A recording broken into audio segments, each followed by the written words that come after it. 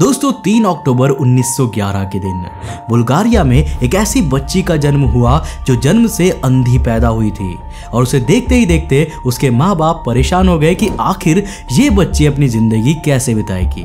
लेकिन कुछ सालों के बाद जब लड़की ने होश संभाला तो उसे भविष्य दिखने लगा, वो भी इतना सटीक कि बड़े से बड़े ज्योतिष भी हैरान रह गए। और एक के बाद एक जब उनकी काफी सारी भविष्यवाणियां सही होने लगी तो उनकी पॉपुलैरिटी और ज्यादा बढ़ गई और लोग उन्हें बाबा वांगा के नाम से पुकारने लगे। 9/11 के हमले जैसी कई अचूक भविष्यवाणियां दशकों पहले करने के लिए मशहूर बाबा वांगा ने 2023 को लेकर भी कुछ बातें कही थी। और आज के इस वीडियो में हम बाबा वांगा और नास्ट्रेदामस द्वारा की गई भविष्यवाणियों के माध्यम से ये देखने वाले हैं कि आखिर उनके अनुसार 2023 में क्या क्या चीजें हमें देखने को मिलेंगी। तो हेलो गाइस, मैं हूं कौशिक और चलिए जानते हैं साल 2023 की भविष्यवाणियों को। दरअसल दोस्तों, उनके द्वारा देखे गए दृश्यों को हमेशा वो लोगों के सामने पेश करती थी, जिसके बाद लोग अंदाजा लगा लेते थे कि आखिर उनके द्वारा देखा गया विजन किस घटना का संकेत हो सकता है। अब साल 2023 की घटनाओं को लेकर उनको सबसे पहले दृश्य में किसी विशालकाय और ताकतवर देश द्वारा बायो वेपन टेस्ट किए जाने का संकेत दिखे थे। बायो वेपन बेसिकली एक ऐसा वेपन होता है जिसमें किसी मिसाइल के अंदर बारूद नहीं बल्कि एक तरह का इन्फेक्शन या वायरस रिहायशी इलाकों में फैला दिया जाता है, जिससे ग्रसित एरिया में बीमारी फैल जाती है और फिर लोग ना केवल एक के बाद एक मरने लगते हैं बल्कि इससे पीड़ित देश की अर्थव्यवस्था पर भी बहुत बुरा असर पड़ता है, जिस वजह से कई बार बायो वेपन्स को न्यूक्लियर बॉम्ब से भी ज्यादा खतरनाक माना जाता है। वैसे अगर साल 2023 में ऐसा देखने को भी मिला तो कोई ताज्जुब की बात नहीं होगी, क्योंकि अगर आज आप ग्लोबल पॉलिटिकल सिचुएशन को गौर से देखेंगे तो ऑलमोस्ट हर तीसरा देश किसी न किसी तरह की जंग या फिर कोल्ड वॉर से जूझ रहा है। अब रशिया और यूक्रेन के बीच में तो डंके की चोट पर करीब 10 महीनों से युद्ध चला। चाइना भी हांगकांग और ताइवान पर अपनी नजरें गड़ा कर बैठा है। अब ऐसे में इतनी बुरी परिस्थितियों में युद्ध से रिलेटेड तो कोई भी प्रिडिक्शन कतई गलत नहीं लगती, लेकिन उनकी अगली भविष्यवाणी काफी अविश्वसनीय लगती है और इंटरेस्टिंगली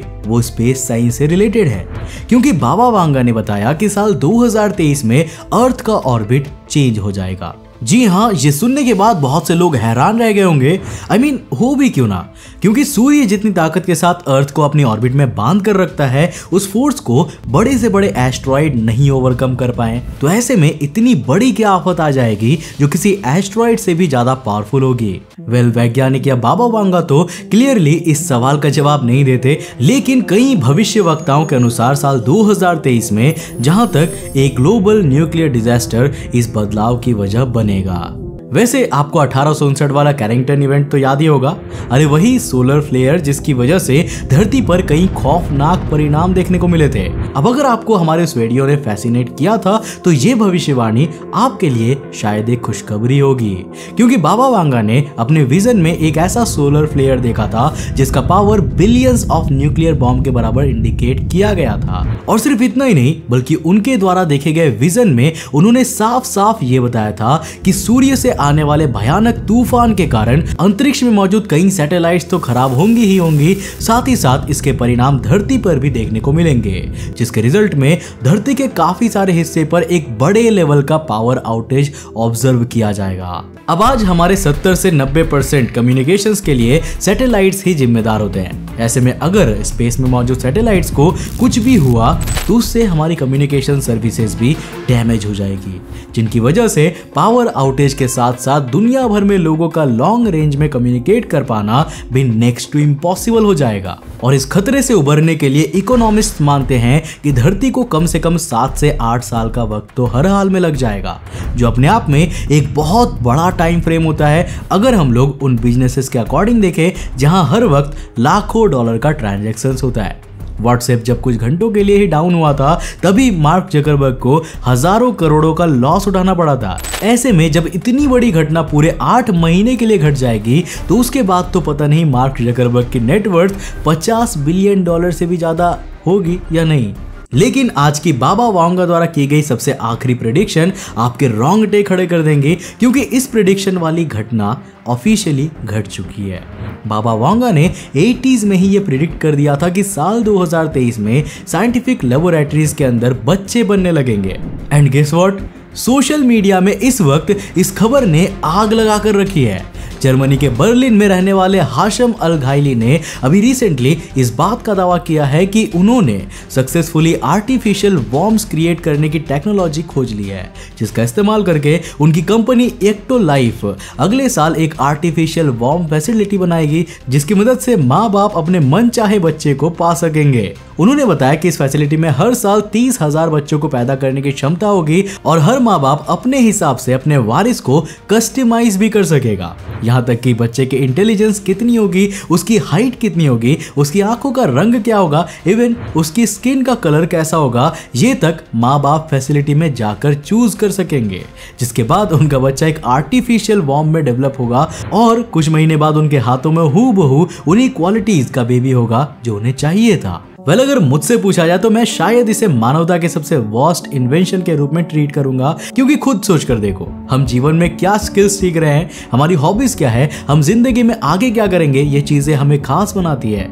एक इंसान बनाती है। लेकिन अगर किसी भी बेबी के अंदर पहले से ही सब कुछ चीजें डिसाइड कर दी जाएंगी तो नेचुरल टैलेंट का तो कहीं ना कहीं मूल्य ही कम हो जाएगा, क्योंकि सबको पहले ही पता होगा कि बच्चे की मैक्सिमम पोटेंशियल क्या है। सर एल्बर्ट आइंस्टाइन को डिसलेक्सिया था, लेकिन फिर भी वो जीनियस निकल कर आए। यहाँ तक कि ऑलमोस्ट हर बड़े व्यक्ति को कोई ना कोई कमजोरी जरूर होती है, जिसके एक्सचेंज में उसे एक गिफ्ट भी मिलता है। लेकिन अगर आइंस्टाइन को डिसलेक्सिया ना होता तो शायद वो भी एक नॉर्मल बच्चे की तरह ही जीते और कभी थियरी ऑफ रिलेटिविटी प्रपोज कर ही नहीं पाते। एक बच्चे की क्षमता और महत्वाकांक्षा कुछ ऐसी चीजें होती है जो उसकी किस्मत निर्धारित करती है। लेकिन इस तरह से किसी के भी IQ को प्री डिटरमाइंड कर देना कहीं ना कहीं हमारे लिए एक लिमिटेशन बनाकर रख देंगी, जिसके बाद व्हाट आई बिलीव इज कि बच्चे जिंदगी में खुशियों का प्रतीक नहीं बल्कि सिर्फ अपनी ईगो सेटिस्फाई करने का मीडियम बन जाएंगे। वैसे बाबा वांगा के अलावा एक और भविष्यवक्ता अपनी सच हो चुकी भविष्यवाणियों के लिए बहुत ही ज्यादा मशहूर है, जिनका नाम है नॉस्ट्रेडामस। अब दोस्तों, वैसे इन्होंने भी सबसे पहली प्रेडिक्शन किसी ग्रेट वॉर को लेकर ही करी थी, जिसमें उन्होंने बताया था कि बहुत से देश एक दूसरे से टकराएंगे और इस भविष्यवाणी को सुनने के बाद पता नहीं क्यों लग रहा है कि कहीं अगले साल वाकई रूस और यूक्रेन का युद्ध कोई हद से ज्यादा भयानक मोड़ ना ले ले। अब उन्होंने ये भी बताया था कि युद्ध करीब 7 महीनों तक चलेगा, जो एक्यूरेसी भविष्यवक्ताओं को और डरा देती है। अब अपने दृश्यों में उन्होंने आगे ये भी कहा कि साल 2023 में क्लाइमेटिक कैटास्ट्रोफी और ग्लोबल वार्मिंग जैसी समस्याएं रुकने या कम होने के बजाय उल्टा और ज्यादा बढ़ेंगी, क्योंकि इस साल ना सिर्फ वैश्विक स्तर पर तापमान बढ़ेगा बल्कि ग्लोबल टेम्परेचर इंक्रीज होने की वजह से इस बात का असर दोनों पोल्स में मौजूद ग्लेशियर्स पर भी पड़ेगा, leading to increment in global warming and sea levels even further. अगर अब तक आपने जो भी सुना वो आपको हैरान कर रहा था, तो आगे वाली भविष्यवाणियां और डार्क टर्न ले लेती है। उन्होंने लिखा, so high will the bushel of wheat rise that man will be eating his fellow man, जिसका मतलब कि चीजों के दाम इतने बढ़ जाएंगे कि लोगों को एक वक्त का खाना भी नहीं नसीब होगा। कुछ और लाइंस में उन्होंने ये स्टेट किया कि दुनिया के कुछ हिस्से इस इकोनॉमिक डिजास्टर से भूखे मरने की स्थिति पर पहुंच जाएंगे, जहां लाचारगी अपनी चरम सीमा पर होगी। इसके अलावा उन्होंने साल 2023 में होने वाले सिविल अनरेस्ट को भी प्रिडिक्ट किया है, जिसका मतलब यह है कि परिस्थितियों से मारे जब किसी प्रांत के लोगों को आशा का कोई सहारा नहीं मिलेगा तो वो मजबूरन अमीर लोगों के खिलाफ विद्रोह छेड़ देंगे। लेकिन सबसे स्कैरी पार्ट तो यह है कि इस विद्रोह को डिस्क्राइब करते हुए उन्होंने साफ साफ खून की नदियों का जिक्र किया है, जिससे यह क्लियरली जाहिर हो जाता है कि सिविल अनरेस्ट का मकसद चाहे कोई भी क्यों ना हो, उसका रंग गाढ़ा लाल जरूर होगा। पोप यानी ईसाई धर्म में सबसे माननीय पदवी पर भी एक नए व्यक्ति के बैठने की भविष्यवाणी की गई, लेकिन इसमें भी दुखद हिस्सा यह है कि नॉस्ट्रेडामस ने साल 2023 में पद छोड़ने वाले पोप को